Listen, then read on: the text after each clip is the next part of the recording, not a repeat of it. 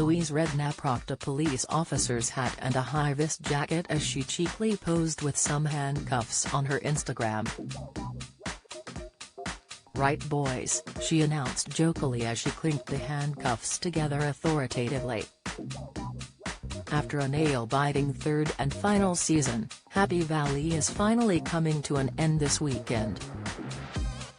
Louise joined Lorraine Kelly on her show this morning to discuss the buzz around the series, with the pair both noting how Sarah Lancashire's character Catherine Cowood had become something of a style icon. Happy Valley concludes this Sunday at 9 p.m. on BBC One.